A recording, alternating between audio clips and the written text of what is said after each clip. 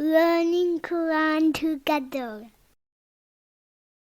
बिस्मिल्लाह अल्हम्दुलिल्लाह वस्सलातु वस्सलामु अला रसूलिल्लाह। सूरह अल-बकरा आयत नंबर 155।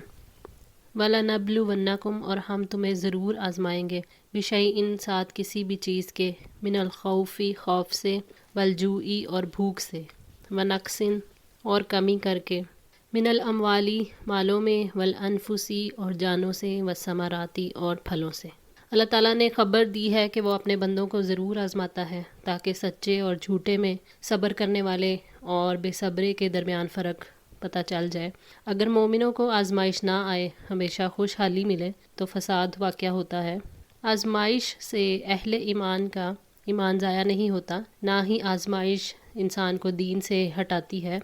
आजमाइश का मकसद पाक साफ़ करना होता है। इसीलिए अल्लाह ताला ने फरमाया वला नबलु वन्नकुम, और हम तुम्हें ज़रूर आजमाएंगे। सैयदना अनस बिन मालिक रज़ी अल्लाह ताला अन्हो से मरवी है कि इस खिताब से रसूलुल्लाह सल्लल्लाहु अलैहि वसल्लम के हिजरत के बाद के सहाबा कराम रज़ी अल्लाह ताला अन्हो मुराद हैं। बेशई इन किसी न किसी चीज़ से अल्लाह ताला इंसान को जिन तरीक़ों से आजमाता है, उनमें खौफ, भूख, माली नुकसान, जानी नुकसान, फलों और रिज़्क के नुकसान वगैरह शामिल हैं। मिनल खौफ़ी, खौफ से, यहाँ खौफ से मुराद वो सूरत हाल है जो जंग अहज़ाब से पहले हर वक्त मदीना की रियासत के ऊपर छाई रहती थी। एक दफ़ा खुद रसूलुल्लाह सल्लल्लाहु अलैहि वसल्लम ने फरमाया, काश आज रात मेरा कोई पहरा दे ताकि मैं सो सकूं। ये सुनकर सैयदना साद बिन अबी वकास रज़ी अल्लाह ताला अन्हो मुसल्ला होकर आ गए और कहा, या रसूलल्लाह, मैं पहरा देता हूँ, आप सो जाएं। चुनांचे आप सल्लल्लाहु अलैहि वसल्लम ने इस तरह आराम फरमाया। सही बुखारी। एक रात अहले मदीना एक खौफनाक आवाज़ सुनकर घबरा गए। फिर वो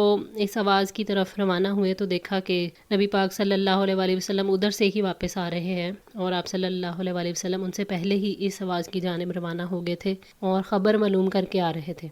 आप सल्लल्लाहु अलैहि वसल्लम ने लोगों से कहा, डरो नहीं, डरो नहीं। सही बुखारी 2908। वलजूई और भूख से, भूख की आजमाइश से मुराद कहत भी है, खुराक की कमी, और रमज़ान के महीने की भूख भी है। सैयदना अबू हुरैरा रज़ी अल्लाह ताला अन्हो फरमाते हैं कि आप सल्लल्लाहु अलैहि वसल्लम की आल पर आपकी वफ़ात तक ऐसा ज़माना नहीं गुजरा कि उन्होंने मुसलसल 3 दिन पेट भर कर खाना खाया हो। हज़रत आयशा रज़ी अल्लाह ताला अन्हो ने अपने भांजे उर्वा बिन ज़ुबैर रज़ी अल्लाह ताला अन्हो से कहा, ऐ भांजे, हम पर ऐसा वक्त गुजर चुका है कि हम एक चाँद देखते, फिर दूसरा चाँद, फिर तीसरा चाँद, यानी 2-2 महीने आपके घर में आग नहीं जलती थी। उर्वा ने कहा कि खाला, फिर तुम्हारी गुजर किस चीज़ पर होती थी? सईदा आयशा रज़ी अल्लाह ताला अन्हो ने फरमाया, उन्हीं 2 काली चीज़ों पर, यानी खजूर और पानी पर। इतना ज़रूर था कि चंद इंसारी लोग आप सल्लल्लाहु अलैहि वसल्लम के हमसाये थे, जिनके पास बकरियां थीं, और वो रसूलुल्लाह सल्लल्लाहु अलैहि वसल्लम के लिए बकरियों का दूध तोहफे के तौर पर भेजा करते थे, जिससे वो हमको भी पिलाते। सही बुखारी 2587। व नक्सिन मिनल अमवाली, और मालों के नुकसान से, यानी इससे मुराद है माल का चले जाना, वल अनफुसी, और जानों के नुकसान से। जानी नुकसान से मुराद कत्ल, मौत या बीमारी वगैरह है, और जहाद में शहादतों से जानी नुकसान होता है। वसमरात, और फलों से, यानी फसलों और फलों का नुकसान, इससे मुराद औलाद का वफात पाना भी है। चुनांचे जब आप सल्लल्लाहु अलैहि वसल्लम का नवासा ज़ैनब रज़ी अल्लाह ताला अन्हो का बेटा फोत हो गया, तो आप सल्लल्लाहु अलैहि वसल्लम ने अपनी बेटी से फरमाया, यूँ कहो, जो उसने लिया वो उसी ही का था, और जो दे रखा है वो भी उसी का है। उसके यहाँ हर चीज़ का एक वक्त मुकर्रर है, लिहाजा तुम्हें चाहिए कि सब्र करो और उससे सवाब की उम्मीद रखो। सही बुखारी। दुनिया की ज़िंदगी में अल्लाह ताला ने ऐसे हालात रखे हैं कि इंसान के रास्ते में रुकावटें आएँ, ताकि वो पता चल जाए कि कौन अपने ईमान में संजीदा है और कौन नहीं है, कौन सच्चा है, कौन झूठा है, कौन सब्र करता है और कौन नहीं करता। आजमाइश के बाद इंसान का नफ्स पाक और साफ़ हो जाता है, और आजमाइशें जो हैं वो इंसान के दर्जात की बुलंदी का बाइस बनती हैं। हज़रत अबू हुरैरा रज़ी अल्लाह ताला अन्हो से रिवायत है कि आप सल्लल्लाहु अलैहि वसल्लम ने फरमाया, मोमिन मर्द और मोमिन औरत पर उसकी जान, औलाद और माल में आजमाइशें आती रहती हैं, जिनसे सगीरा गुनाह माफ़ होते रहते हैं, और कबीरा गुनाहों से मोमिन वैसे ही इज्तनाब करते हैं। तिरमिज़ी 2399। तो आजमाइश में इंसान को चाहिए कि वो इस्तग़फ़ार करे, अल्लाह ताला से मदद मांगे, सब्र करे, अल्लाह ताला का ज़िक्र करे और दुआ करे। व बशीरी, और खुशखबरी दे दीजिए अस्साबिरीन, सब्र करने वालों को। यहाँ पे नबी सल्लल्लाहु अलैहि वसल्लम को हुक्म दिया जा रहा है कि सब्र करने वालों के लिए अच्छे इंजाम की खुशखबरी है। सब्र करने वालों को बेहिसाब अजर दिया जाएगा। جیسے کہ اللہ تعالیٰ نے فرمایا کل یا عباد الذین آمنوا اتقوا ربکم للذین احسنوا فی ہذہ الدنیا حسنہ وارض اللہ واسعہ انما یوفی الصابرون اجرہم بغیر حساب۔ آپ کہہ دیں کہ اے میرے بندو جو ایمان لائے ہو اپنے رب سے ڈر جاؤ، ان لوگوں کے لیے جنہوں نے اس دنیا میں نیکی کی بڑی بھلائی ہے اور اللہ کی زمین بڑی وسیع ہے، یقیناً صبر کرنے والوں کو ان کا اجر بغیر حساب کے پورا دیا جائے گا۔ سورہ زمر آیت نمبر 10۔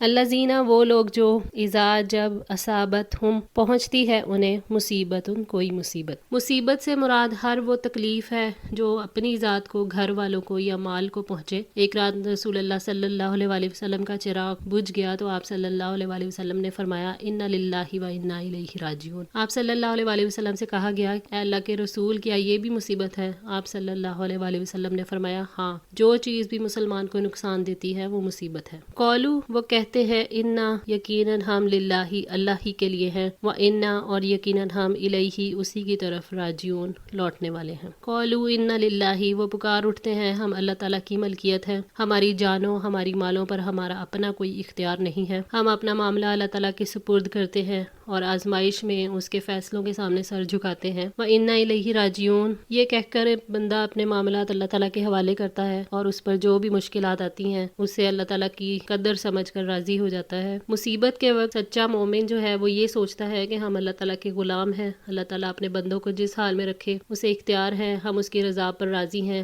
ایک دن ہم نے اس کے پاس لوٹ کر جانا ہے، پھر وہ ہمارے صبر پر بے حساب اجر دے گا۔ سیدنا عبداللہ بن مسعود رضی اللہ تعالیٰ عنہ سے روایت ہے کہ آپ صلی اللہ علیہ وآلہ وسلم نے فرمایا کہ وہ ہم میں سے نہیں جو رخساروں پر تمانچے مارے اور گریبان پھاڑے اور جاہلیت کی دہائی دے۔ صحیح مسلم 70۔ اولئک یہی لوگ ہیں علیہم جن پر صلوات برکتیں ہیں من ربہم ان کے رب کی طرف سے، ورحمت اور رحمت ہے، یہی لوگ ہیں جن پر ان کے رب کی طرف سے برکتیں اور رحمت ہے۔ صبر کرنے والوں کے لیے اللہ تعالیٰ کی طرف سے عظیم رحمت ہے۔ سیدنا ابو سعید رضی اللہ تعالیٰ عنہ اور سیدنا ابو ہریرہ رضی اللہ تعالیٰ عنہ سے روایت ہے کہ نبی پاک صلی اللہ علیہ وآلہ وسلم نے فرمایا مسلمان کو جو بھی تکان، مصیبت، فکر، غم اور تکلیف پہنچتی ہے، یہاں تک کہ کانٹا بھی چبھتا ہے، تو اس کی وجہ سے اللہ تعالیٰ اس کے گناہ معاف فرما دیتا ہے۔ صحیح بخاری 5641۔ سیدنا انس رضی اللہ تعالیٰ عنہ سے روایت ہے کہ نبی پاک صلی اللہ علیہ وآلہ وسلم نے ارشاد فرمایا کہ جب اللہ تعالیٰ اپنے بندے کے ساتھ خیر کا ارادہ فرماتے ہیں تو اس کو دنیا ہی میں سزا دیتے ہیں، اور جب اللہ تعالیٰ کسی بندے کے ساتھ شر کا ارادہ فرماتے ہیں تو اس کے گناہوں کی سزا کو روک کے رکھتے ہیں، یہاں تک کہ اس کو قیامت کے دن پوری سزا دے دیں گے۔ ترمذی۔ اولئک یہی لوگ ہم المہتدون جو ہدایت پانے والے ہیں۔ ہدایت پانے سے مراد جنت اور ثواب کی طرف راستہ پانا ہے۔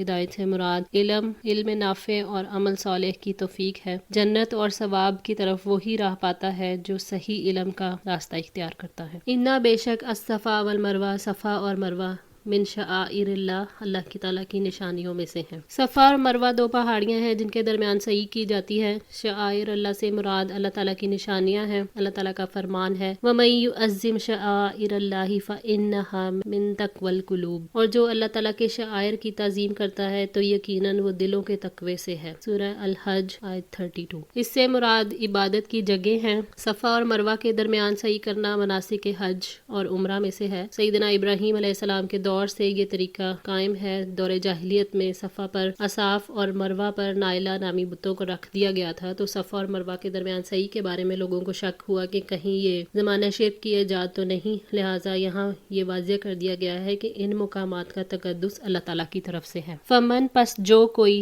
حج البیتہ حج کرے بیت اللہ کا، اوی تمرہ یا عمرہ کرے، فلا جناح تو نہیں کوئی گناہ علیہ اس پر، ان یطوف کہ وہ طواف کرے بہما ان دونوں کا۔ طواف سے مراد صحیح ہے یہاں پہ۔ سیدنا عروہ رضی اللہ تعالیٰ عنہ فرماتے ہیں کہ میں نے عائشہ رضی اللہ تعالیٰ عنہ سے پوچھا کہ اللہ تعالیٰ کے اس ارشاد کے بارے میں آپ کا کیا خیال ہے؟ یقیناً صفا اور مروہ اللہ تعالیٰ کی نشانیوں میں سے ہیں، پھر جو کوئی بیت اللہ کا حج یا عمرہ کرے تو اس پر کوئی گناہ نہیں کہ وہ ان دونوں کا طواف کرے۔ میرا خیال ہے کہ اگر کوئی ان کی صحیح نہ کرے تو اس پر بھی کوئی گناہ نہیں ہونا چاہیے۔ حضرت عائشہ رضی اللہ تعالیٰ عنہ نے فرمایا ہرگز نہیں جیسے کہ تمہارا خیال ہے، اگر مسئلہ یہی ہوتا تو پھر واقعی ان کی صحیح نہ کرنے میں کوئی گناہ نہ تھا۔ لیکن یہ آیت انصار کے بارے میں نازل ہوئی تھی۔ اسلام سے پہلے انصار منات بت کے نام پر احرام باندھتے تھے۔ یہ بت مقام قدید میں رکھا ہوا تھا اور انصار صفا اور مروہ کی صحیح کو اچھا نہیں سمجھتے تھے۔ جب اسلام آیا تو انہوں نے صحیح کے متعلق نبی پاک صلی اللہ علیہ وآلہ وسلم سے پوچھا، اس پر اللہ تعالیٰ نے یہ آیت نازل فرمائی صحیح بخاری 4495۔ عاصم بن سلیمان رضی اللہ تعالیٰ عنہ نے بیان کیا کہ انہوں نے سیدنا انس بن مالک رضی اللہ تعالیٰ عنہ سے صفا اور مروہ کے متعلق پوچھا۔ انہوں نے بتایا کہ اسے ہم جاہلیت کے کاموں میں سے سمجھتے تھے، جب اسلام آیا تو ہم ان کی صحیح سے رک گئے۔ اس پر اللہ تعالیٰ نے یہ آیت نازل کی۔ نبی پاک صلی اللہ علیہ وآلہ وسلم نے فرمایا، اللہ تعالیٰ نے صحیح فرض کر دی ہے، لہٰذا صحیح کرو۔ رسول اللہ صلی اللہ علیہ وآلہ وسلم نے حجۃ الوداع میں فرمایا، مجھ سے مناسک حج سیکھ لو،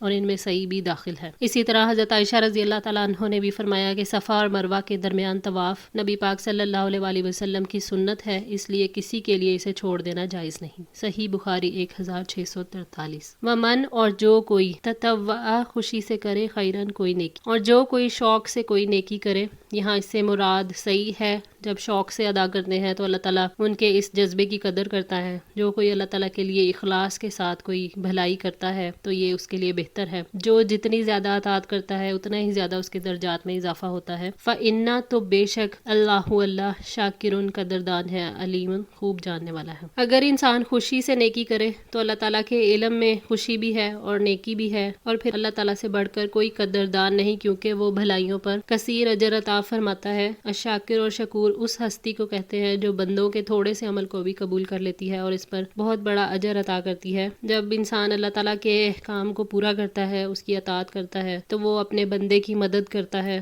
اس کے دل کو نور اور ایمان سے بھر دیتا ہے۔ اور اللہ تعالیٰ کی اپنے بندوں کے لیے قدردانی یہ ہے کہ جب وہ اللہ تعالیٰ کے لیے کوئی چیز چھوڑتے ہیں تو اللہ تعالیٰ اس کے عوض انہیں اس سے بہتر چیز عطا کر دیتا ہے۔ اس کے باوجود کہ وہ بندوں کے اعمال کا قدردان ہے، وہ یہ بات بھی خوب جانتا ہے کہ کون اپنی نیت، ایمان اور تقوی کے مطابق ثواب کا مستحق ہے اور کون اس ثواب کا حقدار نہیں ہے۔ وہ بندوں کے اعمال کا علم رکھتا ہے اور وہ ان کے اعمال کو ضائع نہیں کرتا، وہ انہیں ان کی نیتوں کے مطابق جزا دے گا۔ ان الذین بے شک وہ لوگ جو یکتمون چھپاتے ہیں، ما انزلنا جو نازل کیا ہم نے، من البیناتی واضح نشانیوں میں سے، والہدی اور ہدایت میں سے، یقیناً جو لوگ کھلی نشانیوں اور ہدایت میں سے چھپاتے ہیں جس کو ہم نے نازل کیا۔ اس آیت کے بارے میں قتادہ رحمۃ اللہ کا قول ہے کہ اہل کتاب نے اللہ تعالیٰ کے دین اسلام کو اور محمد صلی اللہ علیہ وآلہ وسلم کے بارے میں معلومات کو چھپایا، حالانکہ وہ اپنے کتابوں تورات اور انجیل میں سے لکھا ہوا پاتے تھے۔ من البینات کھلی نشانیوں میں سے، یعنی حق کو ظاہر کرنے والی باتیں۔ اس سے مراد حلال اور حرام